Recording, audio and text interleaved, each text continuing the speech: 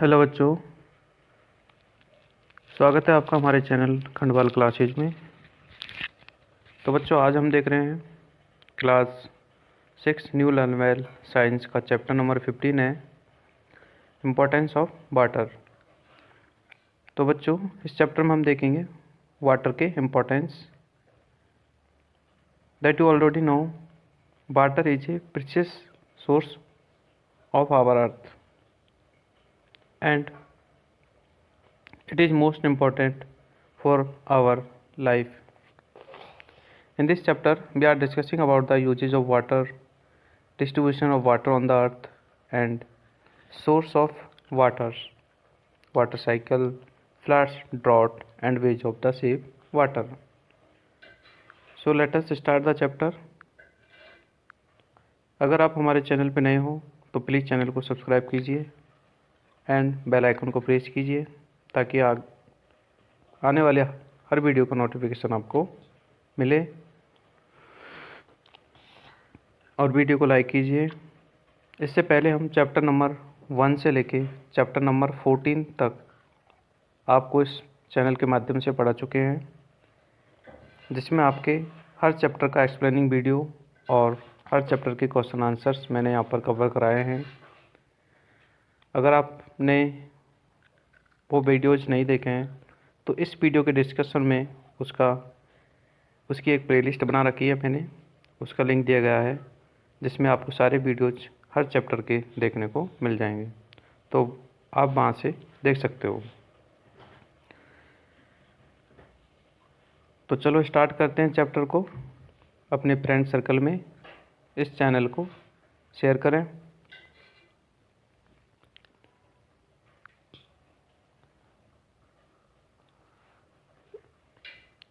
जैसा कि आप जानते हो, वाटर जो होता है हम सबकी बेसिक नीड होती है। विदाउट वाटर हमारी जो लाइफ है वो पॉसिबल नहीं है, क्योंकि ये हमारे डेली यूजेज में या फिर जितने भी लिविंग ऑर्गेनिज्म हैं उनके सर्वाइवल में इम्पोर्टेंट रोल प्ले करता है।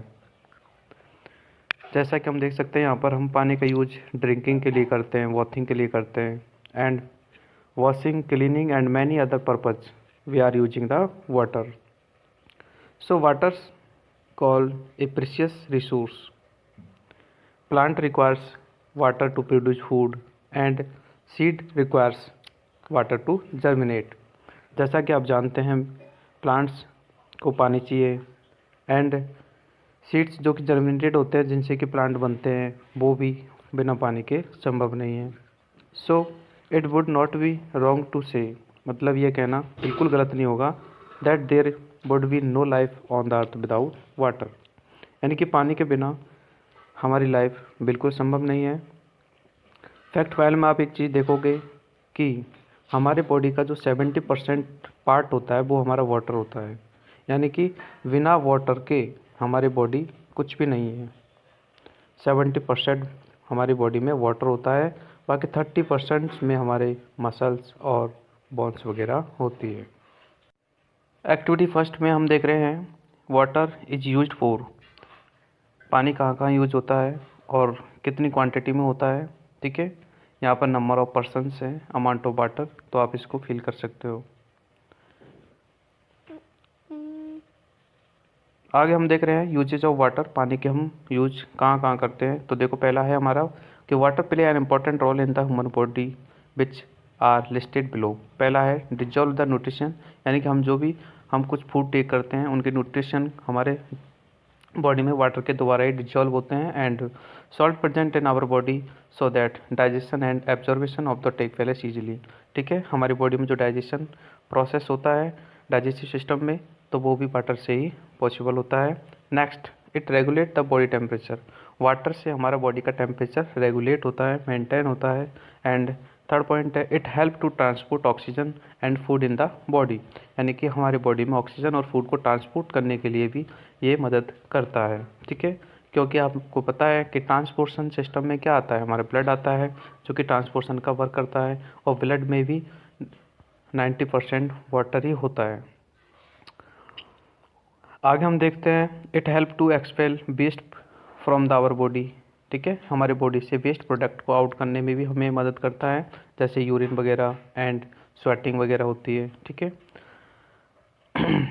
नेक्स्ट है वाटर यूज्ड फॉर एग्रीकल्चर। ठीक है, ये तो हमारे बॉडी के अंदर हो गई कि हमारे बॉडी के अंदर वाटर किस प्रकार इम्पोर्टेंट है। आगे हम देख रहे हैं कि वाटर का जो यूज़ होता है वो एग्रीकल्चर होता है। थर्ड पॉइंट है water is used in industries like steel mills paper industries. ठीक है, जितनी भी इंडस्ट्रीज होती है, फैक्ट्रीज होती है, उन सब में हम वाटर का यूज करते हैं। फोर्थ पॉइंट है water is used for generate electricity. आप सब जानते हो कि हमारे घरों में जो लाइट आती है, इलेक्ट्रिसिटी आती है, वो भी वाटर से ही जनरेट होती है। ठीक है, जिसको हम हाइड्रो इलेक्ट्रिसिटी कहते हैं, यानी कि पानी से बनने वाली जो इलेक्ट्रिसिटी होती है उसे हम हाइड्रो इलेक्ट्रिसिटी कहते हैं। फिर हम देखते हैं पांचवा पॉइंट है water acts as coolant in power generation, यानी कि जो पावर जनरेशन होती है उनमें कूलिंग के तौर पे या कूलिंग के लिए भी हम वाटर का यूज करते हैं, है ना। सिक्स पॉइंट है water is use for the clean toilets street, है ना। पानी का यूज टॉयलेट को क्लीन करने के लिए साफ करते हैं, है ना, और स्ट्रीट वगैरह में भी करते हैं। सेवन्थ पॉइंट है ships and boats that are use to transport goods and the people sail on water, यानी कि शिप्स वगैरह भी पानी में चलती है जो कि ट्रांसपोर्ट करती है गुड्स को। एट पॉइंट है water use to extinguish fire, यानी कि आग को बुझाने के लिए हम पानी का यूज करते हैं। 10th पॉइंट है water is required for the water sports like river. ठीक है, राफ्टिंग, ये रिवर राफ्टिंग एक स्पोर्ट्स है जिसमें हम पानी में ही इसको प्ले कर सकते हैं, खेल सकते हैं। अगला है 10 points being a universal solvent. Water क्या होता है कि यूनिवर्सल सॉल्वेंट है। अब सॉल्वेंट्स का मतलब समझते हो, सॉल्वेंट क्या होता है, यानी कि जो अपने में हर चीज़ को घुलाने की क्षमता रखता है या कैपेसिटी रखता है, उसे हम सॉल्वेंट कहते हैं। तो वाटर एक यूनिवर्सल सॉल्वेंट होता है। और जो चीज़ घुलती है उसे हम सॉल्यूट कहते हैं। जैसे पानी में हमने चीनी को घुलाया, यानी पानी में चीनी मिक्स किया तो पानी हो गया आपका सॉल्वेंट और चीनी हो गई आपकी सॉल्यूट। तो सॉल्वेंट और सॉल्यूट मिलके सॉल्यूशन बनता है। तो यानी कि वाटर एक यूनिवर्सल सॉल्वेंट है और ये काफ़ी सारी चीज़ों को अपने अंदर क्या कर सकता है, डिजॉल्व कर सकता है, घुला सकता है। ठीक है, नीचे आप कुछ इमेज देख रहे हो, ये आपके फायर फाइटिंग है, मतलब आग बुझा रहा है। ये इरिगेशन में वाटर का यूज हो रहा है। ट्रांसपोर्टेशन मतलब शिप्स वगैरह चलती है, वो भी वाटर में चलती है। आगे हम चलते हैं, देखते हैं distribution of water on the earth, यानी पृथ्वी पे वाटर का डिस्ट्रीब्यूशन किस प्रकार हो रहा है। ठीक है, तो आपको पता है कि हमारी अर्थ जो है उस पर 70% पार्ट जो होता है हमारी अर्थ का वो वाटर से कवर्ड होता है, मतलब वाटर है, जैसे जिसमें सी और ओशन मैनली आते हैं, बाकी के कुछ रिवर्स वगैरह पार्ट भी सभी मिलके 70% जो हिस्सा है वो पानी का है। फिर बात करते हैं हम 70% में से जो 97% है एक तरह से, ठीक है, वो हमारे सैलिन वाटर है, मतलब खारा पानी है, और सिर्फ 3% ही हमारे पास फ्रेश वाटर है। ठीक है, ये हमारे सिर्फ 3% वाटर ही हमारे पास क्या है, पीने का पानी है, यानी कि यूजेबल वाटर जिसको हम कह सकते हैं, फ्रेश वाटर है।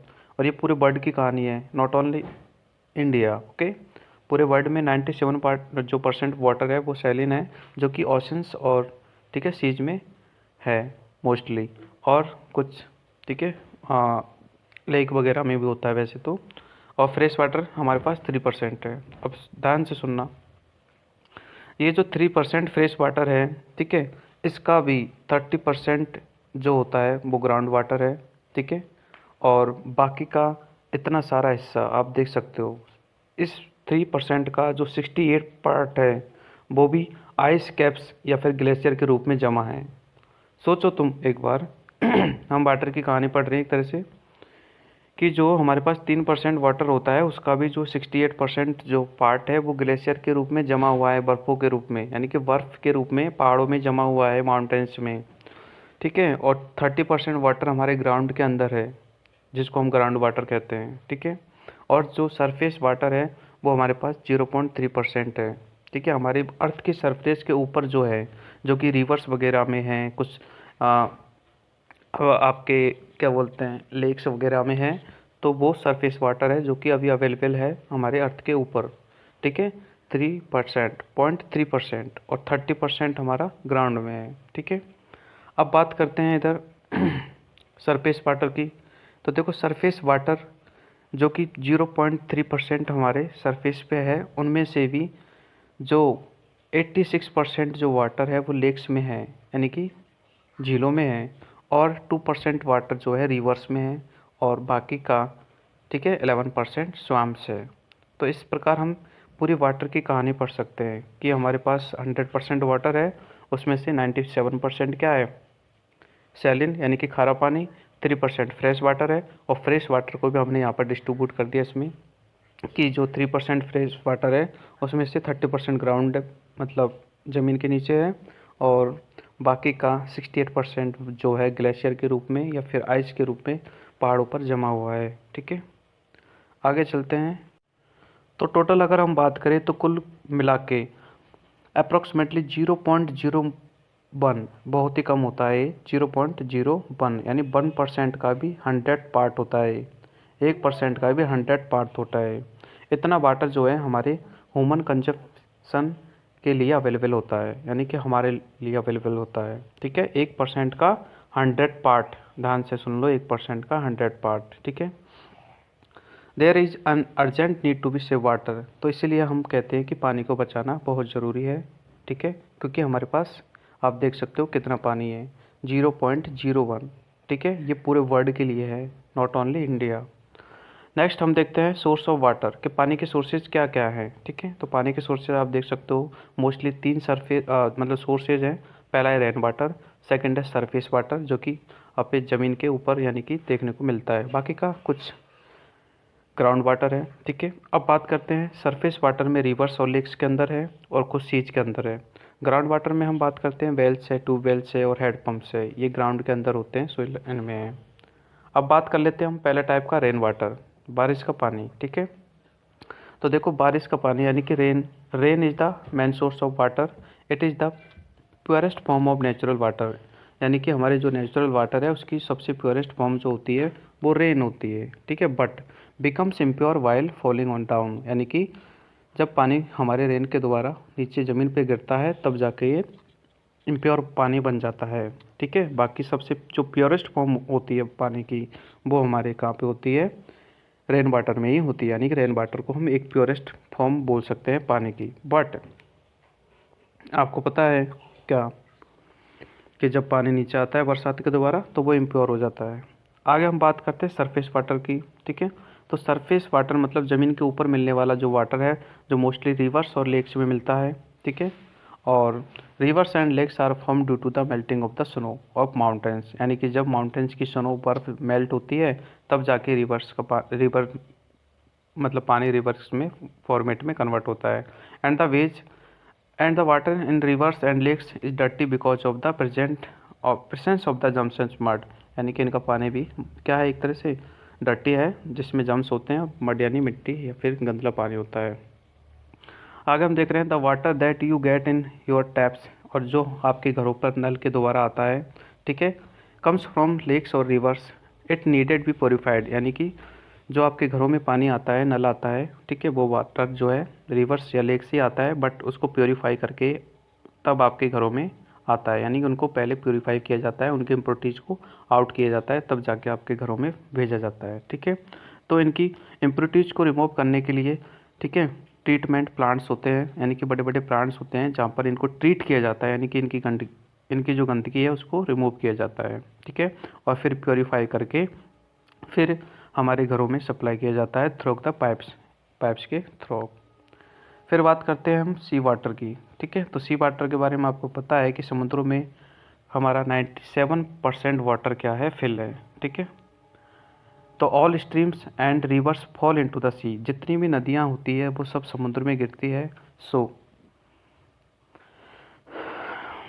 लेकिन जब नदियाँ समुद्र में गिरती है तो समुद्र में सैलिन वाटर होता है, जिसके कारण हमारी जो नदियों का पानी है वो भी एक तरह से खारा हो जाता है। Thus sea water is salty and the salt saline, इसलिए हम सी वाटर को सैलिन कहते हैं। Sea water is unit of the drinking agriculture and industrial.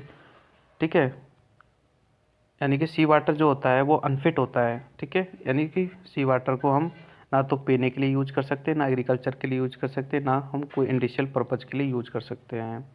आगे हम बात करते हैं ग्राउंड वाटर की, जो कि आपके ग्राउंड में है, यानी कि आपके अर्थ सरफेस के नीचे है। ठीक है, तो देखो some of the rain water seeps through the soil, यानी कि जो बरसात का पानी होता है वो मिट्टी के द्वारा नीचे से एब्जॉर्ब कर लिया जाता है। ठीक है, और नीचे जाके वो नॉन पोरस रॉक्स में जाके कलेक्ट हो जाता है। ठीक है, उसे हम अंडरग्राउंड वाटर या फिर ग्राउंड वाटर कहते हैं। ठीक है, as ground water passes the through the layers of the soil, यानी कि जो ग्राउंड वाटर होता है वो सॉइल की लेयर्स के द्वारा ही एक तरह से सीप होता है, पासिस होता है। इट गेट्स फिल्टर्ड, और वो फिल्टर हो जाता है।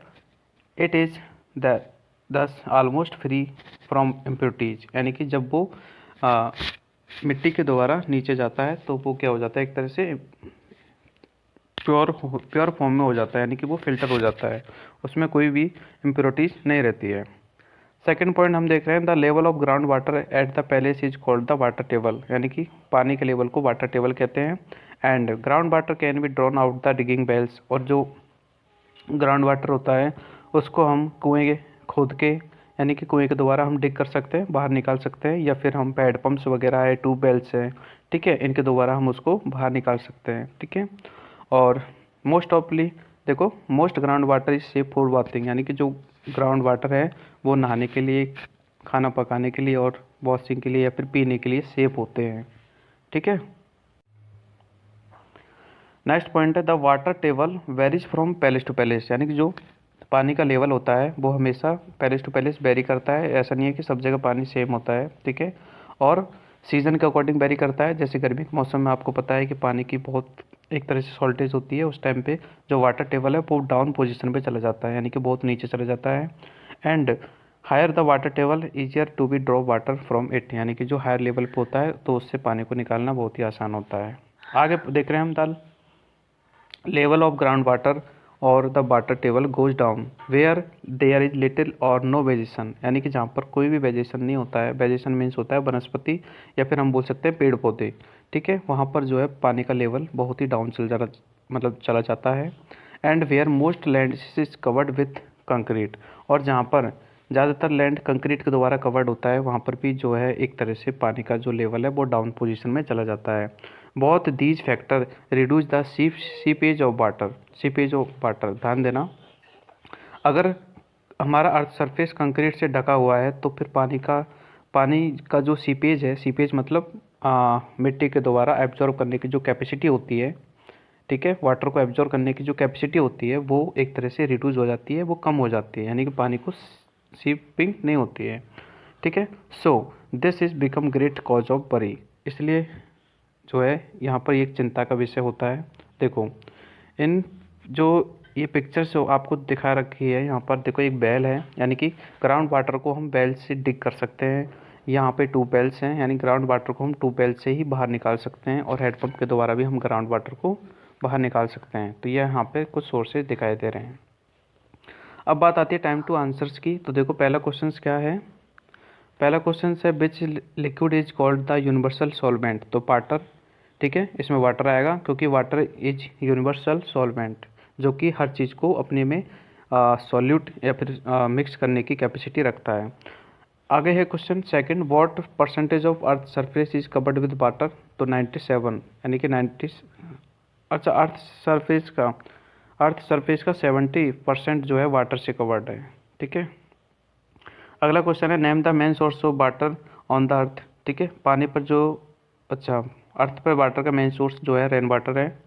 नेक्स्ट है what is the level of ground water is called, ठीक है, तो वाटर टेबल कहते हैं उसको। अगला है देखो वाटर साइकिल इन नेचर, यानी कि हमारे नेचर में वाटर का साइकिल किस प्रकार से होता है। ठीक है, तो देखो बच्चों कि जो पानी होता है, भगवान ने जितना पानी दिया है हमें वो पानी उतना ही है हमारे पास। ठीक है, पानी ना तो बढ़ता है ना घटता है। ठीक है, बट पानी की एक खासियत है कि ये एक फॉर्म से दूसरी फॉर्म में कन्वर्ट होता है। ठीक है, ऐसा नहीं है कि हमारे पास पानी की कमी होती है, नो, बस फॉर्म चेंज हो जाती है, यानी कि सैलिन वाटर की क्वांटिटी बढ़ जाती है और फ्रेश वाटर की कम हो जाती है, इसीलिए तो कहते हैं कि पानी को बचाओ। तो देखो water escape from the earth and returns to the earth, यानी कि अर्थ के द्वारा एस्केप भी किया जाता है वाटर को, और एक तरह से रिटर्न भी हमें मिलता है, ठीक है। तो इसलिए साइक्लिक फॉर्म तैयार होती है। जैसे देखो पहला पॉइंट देखो आप, the water is in ocean, यानी कि जो ओशियन है, लेक्स है, सीज है, इनमें जो पानी होता है वो हमेशा एवोपरेट होता रहता है, यानी कि वाटर वेपर में कन्वर्ट होता रहता है। कब? सनलाइट में, यानी कि जब सनलाइट से, सन की हीट से वो गर्म होता है पानी, और हमेशा वो एक तरह से ऊपर जाता रहता है, ठीक है। This process by which liquid is converted into vapour is called evaporation, ठीक है। एपोपरेशन आपको समझ में नहीं आ रहा तो मैं बता दूं आपको कि पानी को जब हम गर्म करते हैं तो वो जो भाप बनती है वो भाप एक तरह से ऊपर जाती है, ठीक है, यानी कि हमारा जो लिक्विड फॉर्म होता है वाटर का वो गैस में कन्वर्ट होकर ऊपर चला जाता है, और इस प्रोसेस को एपोपरेशन कहते हैं, ठीक है।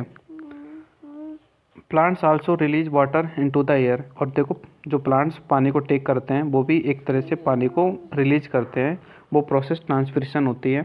एनिमल्स एंड ह्यूमंस रिलीज, और हम भी पानी को रिलीज करते हैं, ठीक है। और वाटर वेपर एटमॉस्फेयर में ड्यूरिंग द ब्रीथिंग, यानी कि जब हम सांस लेते हैं तो हम O2 लेते हैं, लेकिन जब हम छोड़ते हैं तो हमारी जो सांस होती है एक तरह से ह्यूमिड होती है, यानी कि उसमें मॉइस्चर होता है, तो हम भी एक तरह से पानी को ही क्या करते हैं, रिलीज करते हैं, ठीक है। अगला पॉइंट है water vapour rise up in atmosphere. Atmosphere में वाटर वेपर राइज होती है on the meeting A cool air, और जब वो ऊपर जाके ठंडी हवा से मिलती है, ठीक है, तो वो एक तरह से वाटर ड्रॉपलेट्स के रूप में कन्वर्ट हो जाती है, और इस प्रोसेस को कंडेंसेशन प्रोसेस कहते हैं, ठीक है। यानी कि गर्म जो हवा है, गर्म जो पानी की वेपर है, वो एक तरह से ऊपर जाके ठंडी एयर के साथ में कांटेक्ट करती है, तो वो एक तरह से कूल हो जाती है और कन्वर्ट हो जाती है वापस लिक्विड में। Drop of water stick together to form of clouds, और जो पानी की बूंदें होती है वो एक तरह से स्टिक हो जाती है, यानी कि वो चिपक जाती है क्लाउड्स की फॉर्म में, तभी तो ऊपर जाके बादल बन जाती है, ठीक है।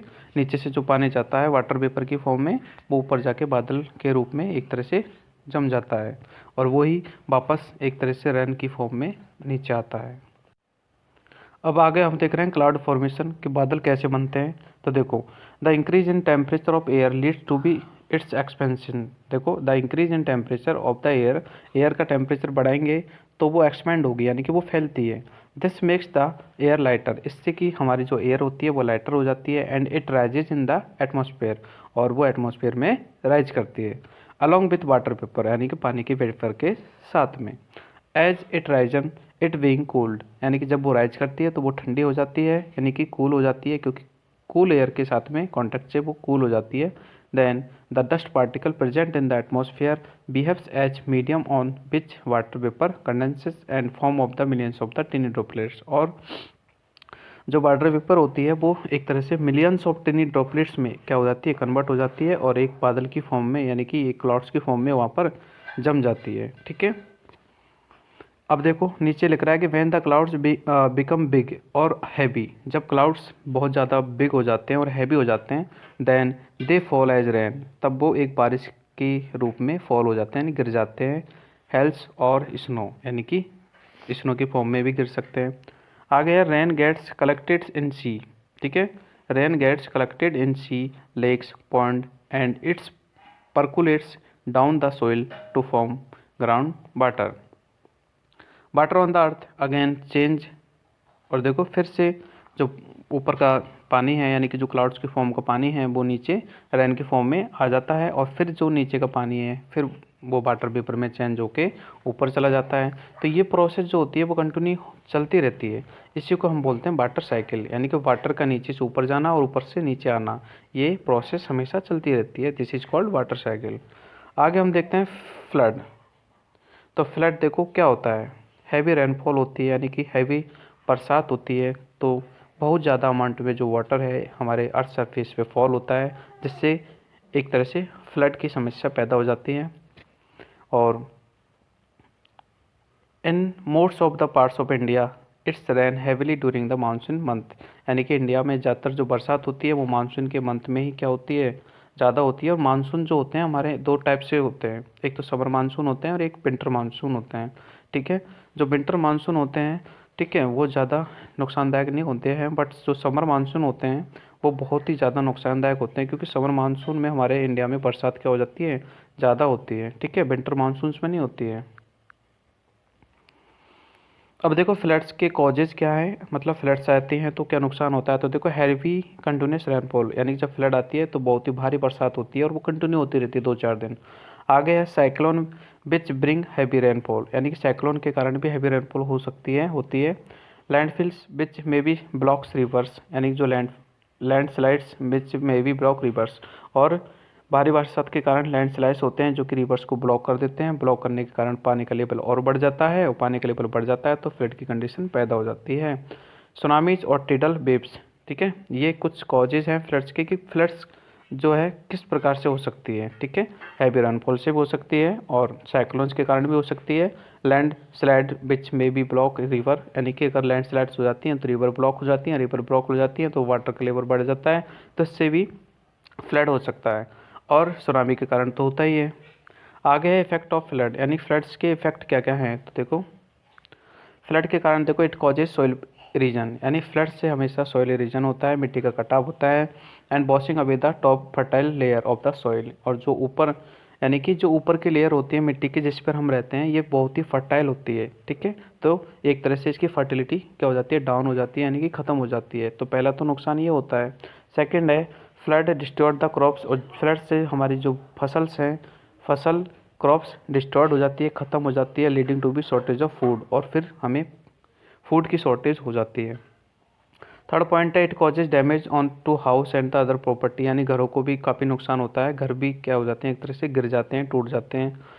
नेक्स्ट है heavy flood also cause loss of life, यानी अगर फ्लड का जो ज़्यादा हैवी है तो फिर हमारी लाइफ को भी बहुत ज़्यादा नुकसान होता है। Many animals get carried away flood, यानी कि काफ़ी सारे एनिमल्स जो कि फ्लड में बह जाते हैं, ठीक है।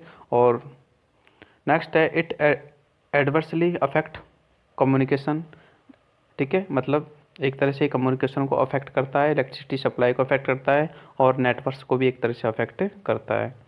नेक्स्ट है drains get blocked during floods, यानी कि जब फ्लड के दौरान जो ड्रेन सिस्टम होता है जिसमें से वेस्ट वाटर को एक तरह से छोड़ा जाता है, तो वो सब क्या हो जाते हैं, ब्लॉक हो जाते हैं। इससे क्या होता है कि डिजीज, इसका रिजल्ट क्या होता है, आउट ऑफ डिजीज़, यानी बीमारियां, क्योंकि गंदा पानी है एक तरह से वो ब्लॉक हो जाएगा। गंदा पानी हमारे सही पानी में मिल जाएगा, देन वाटर बॉर्न डिजीज़ पैदा हो जाती है, यानी कि जो ऐसी डिजीज़ जो कि पानी गंदले पानी से होती है, ठीक है, वो पैदा हो जाती है, जैसे कॉलेरा है, डायरिया है, ठीक है। और break out due to the consumption of the contaminated water, और फिर पानी गंदा हो जाता है तो उस कंटेमिनेटेड पानी को पीने से भी काफ़ी सारी बीमारियां हो जाती है, ठीक है। तो दिस रिजल्ट इन एपिडेमिक, यानी कि एक तरह से एक एपिडेमिक बन जाती है, महामारी बन जाती है, ठीक है। ऐसा नहीं है कि किसी एक पर्टिकुलर इंसान को हो जाती है, नो, कंटिन्यूस उस पर्टिकुलर एरिया में हर किसी को होता रहता है, क्योंकि इससे पूरा पानी क्या हो जाता है, ब्लॉक्ड हो जाता है और इम्प्योर हो जाता है, ठीक है। अगला है the effect of flood can be reduce by the channelising rivers and the lakes water and the building dams of the river. Next है केस स्टडी ऑफ फ्लड। देखो ये केस स्टडी है फ्लड की। 2008 में बिहार में एक बार फ्लड आया था उस टाइम पे, ठीक है। मानसून जो था उस वो रेनफॉल के कारण आया था, ठीक है, रेनफॉल के कारण फ्लड आया था, भारी बारिश, मतलब भारी बारिश हुई थी। उससे क्या है, जो बीचेज वगैरह है, एम्बैंकमेंट ऑफ कोसी रिवर, ठीक है, ये एक तरह से इनसे बहुत ज़्यादा पानी आया था। This flood result in the loss of nearly 2.5, देखो इतने सारे 2.5 मिलियन ऑफ ह्यूमन लीव्स, मतलब इतने लोग इससे अफेक्ट हुए थे। It is adversely affected communication of the cancellation of the buses, trains, ये सब चीज़ें कैंसिल करनी पड़ी थी, क्योंकि नेटवर्क सिस्टम और हर चीज़ अफेक्टेड हुई थी, ठीक है। और देखो फर्टाइल लैंड गॉट सबमर्ज्ड, जितने भी फर्टाइल लैंड थे वो सबमर्ज हो गए थे, मतलब डूब गए थे, ठीक है, एक तरह से बॉसेस हो गए थे, और इससे क्रॉप जो सिस्टम है वो भी फेलियर हो गया था, ठीक है। और ये काफ़ी सारी जो डिस्ट्रिक्ट है, जैसे भागलपुर है बिहार में, और अररिया है, ठीक है, माधेपुरा है, वेस्ट चंपारण है, ये सब एक तरह से ब्रॉस्ट अफेक्टेड डिस्ट्रिक्ट के अंतर्गत उस टाइम पे आ गई थी। तो ऐसे जो फ्लड होता है वो बहुत ही नुकसानदायक होता है। आगे हम बात करते हैं ड्राउट की। तो देखो ड्राउट क्या होता है, ड्राउट को हम हिंदी में अकाल भी बोल सकते हैं या फिर सूखा भी बोल सकते हैं, ठीक है। तो देखो पढ़ लो एक बार, drought is a condition that occurs when there is no rainfall for a long period, यानी कि अगर किसी पर्टिकुलर पैलेस पे लंबे समय से अगर कोई भी रेनफॉल नहीं होता है तो वहाँ पर पानी की शॉर्टेज हो जाती है, और पानी की शॉर्टेज के समय एक तरह से ड्राउट को हम उसको कह सकते हैं। In some region of India very little rainfall, यानी कि इंडिया में ऐसे बहुत से पैलेस हैं जहाँ पर बहुत ही कम रेनफॉल होता है, बारिश बहुत कम होती है, ठीक है, समर मंथ में। तो दिस कॉजेज वाटर शॉर्टेज, इससे कि पानी की शॉर्टेज हो जाती है। और हमारे राजस्थान तो नंबर 1 है इस काम में, यानी कि राजस्थान में ड्राउट की समस्या आती रहती है। आगे देखो, rivers and ponds dry up, जितने भी रिवर्स और पॉन्ड्स होते हैं वो सूख जाते हैं। And the state of Rajasthan, Gujarat है, एमपी है, ये सब पॉर्न ऑफ द ड्राउट्स, यानी कि इनमें ड्राउट्स की समस्या बहुत ही ज़्यादा देखने को मिलती है। आगे हम बात करते हैं affect of the droughts. Droughts के अफेक्ट है क्या एक्चुअली में, ठीक है। तो देखो, सॉइल बिकम्स ड्राई, हमारी जो मिट्टी होती है वो बिल्कुल सूख जाती है, हार्ड हो जाती है, बीइंग टू क्रैक, और वो खुद ही मतलब फटने लग जाती है, क्रैकिंग हो जाती है उसमें। दिस मेक्स इट इनफर्टाइल, इससे कि हमारी जो सॉइल होती है एक तरह से इनफर्टाइल हो जाती है, यानी कि उसकी फर्टिलिटी ख़त्म हो जाती है। नेक्स्ट है the water table goes down, पानी जो होता है उसका जो टेबल होता है बहुत ही नीचे चला जाता है, सो पानी की स्कैर्सिटी हो जाती है। एंड वेजिटेशन ड्राई अप्स, और जो भी हमारी फसल होती है या फिर हम बोल सकते हैं वनस्पतियाँ होती है, पेड़ पौधे होते हैं, वो सब सूख जाते हैं। And dies which lead to be security of food, और वो मर जाते हैं एक तरह से, क्योंकि पानी और फूड की उनकी सिक्योरिटी हो जाती है, बहुत ही तंगी हो जाती है। अगला पॉइंट है the top fertile layers gets blown away by the winds, और जो यानी कि मिट्टी सूख जाती है तो इसके कारण जो उनकी टॉप फर्टाइल लेयर होती है वो एक तरह से विंड्स के द्वारा उड़ जाती है, यानी कि बॉस हो जाती है, ठीक है, पानी से हो बॉस या फिर विंड से हो। अगला पॉइंट है कि when ponds and lakes are dry up, और जब ये सूख जाते हैं एक्वाटिक लाइफ गेट डिस्टॉर्ड, ठीक है, तो जो पानी की जो लाइफ है वो डिस्टॉर्ड हो जाती है, यानी कि पानी में जो रहने वाले जीव जंतु हैं, एनिमल्स हैं, ठीक है, वो बेचारे मर जाते हैं, क्योंकि पानी के बगैर वो जिंदे जीवित नहीं रह सकते हैं। नेक्स्ट पॉइंट है people and animals do die to the starvation such as condition is known as famine, लोग भी इससे बहुत ज़्यादा पीड़ित होते हैं और वो भी मरने लगते हैं अगर ये कंडीशंस एक तरह से बढ़ती जाती है तो। Humans and animals also die due to the thirst of the dehydration, और लोग भी एक तरह से मरने लगते हैं क्योंकि वो प्यासे होते हैं, पानी की कमी होती है और डिहाइड्रेशन हो जाता है, ठीक है। डिहाइड्रेशन मतलब होता है अगर हमारी बॉडी में पानी की कमी होती है तो उसको हम डिहाइड्रेशन बोलते हैं, ठीक है। आगे है how ways of to save water, यानी पानी को बचाने के तरीके क्या हैं, देखो। तो जैसे कि हम पढ़ चुके हैं that the amount of usable fresh water, यानी कि हमारे स्टार्टिंग में हमने पढ़ा था कि जो फ्रेश वाटर होता है हमारे पास बहुत ही कम होता है, ठीक है, ओनली 3% फ्रेश वाटर होता है, और उसमें से भी आपको मैंने बताया था सबको, इट इज़ इम्पोर्टेंट, इसलिए ज़्यादा इम्पोर्टेंट होता है पानी को बचाना, एंड यूज इट जुडिशली, और उसको एक तरह से अच्छे ढंग से यूज करना।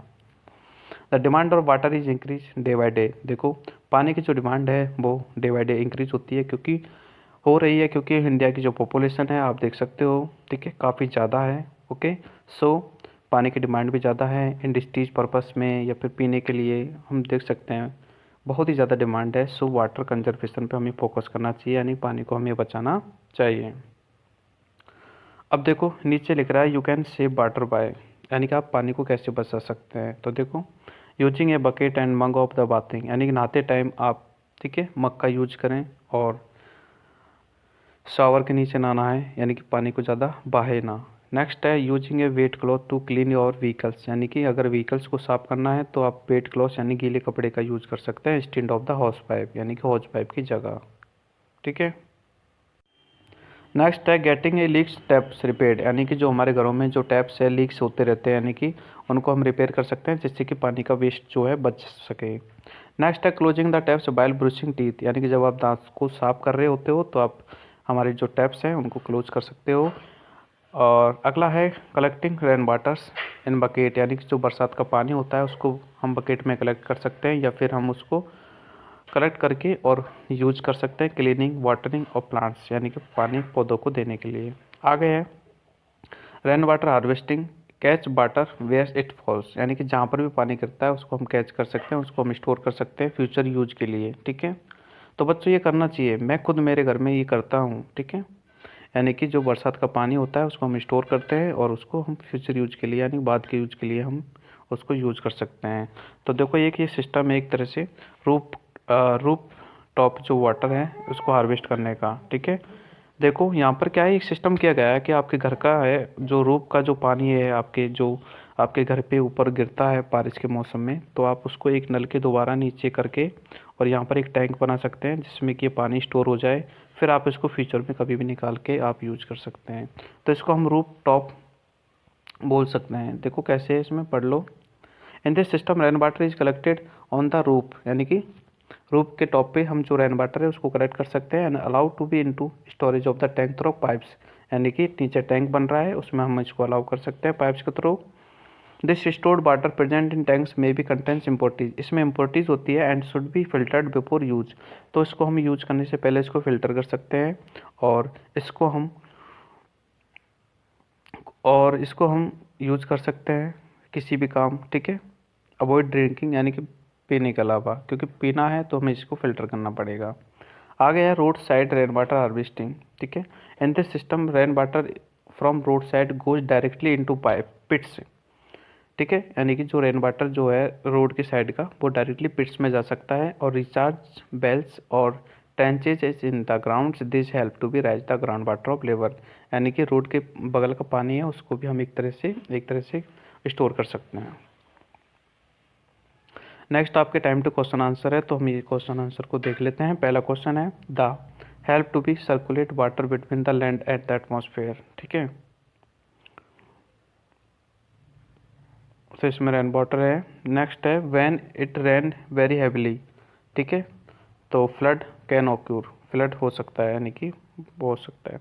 अगला है means using water wisely, means using water wisely, water save होगा आई थिंक, पता नहीं। अगला है means of catch water where it falls. ठीक है, तो वाटर रूप अभी हमने पढ़ा है। It condition when people die of starvation, तो इसमें आएगा आपका ड्राउट। ठीक है, तो यह बच्चों आपका चैप्टर जो है ख़त्म है और अब हम इसके क्वेश्चन आंसर वाला वीडियो बनाएंगे, तो वो आपको इसके वीडियो के डिस्क्रिप्शन में मिल जाएगा। आप वहाँ से उसको इस चैप्टर के क्वेश्चन आंसर भी कर सकते हो। और मैंने आपको स्टार्टिंग में बताया था कि अगर आपको आपके सारे चैप्टर्स देखने हैं तो इस वीडियो के डिस्क्रिप्शन में एक लिंक दिया गया है प्लेलिस्ट का, उसमें आपको सारे चैप्टर्स देखने को मिल जाएंगे, सभी चैप्टर्स के क्वेश्चन आंसर भी मिल जाएंगे और सभी चैप्टर्स मैंने एक्सप्लेन किए हैं वो भी वीडियो को देखने के लिए आपको मिल जाएंगे। तो प्लीज़ चैनल को सब्सक्राइब करो और ज़्यादा से ज़्यादा अपने फ्रेंड सर्कल में शेयर करो और लाइक बटन तो दबाई देना अगर आप यहाँ तक आप पहुँचें तो। ठीक है, और मिलते हैं नेक्स्ट वीडियो में, तब तक के लिए बाय, थैंक यू।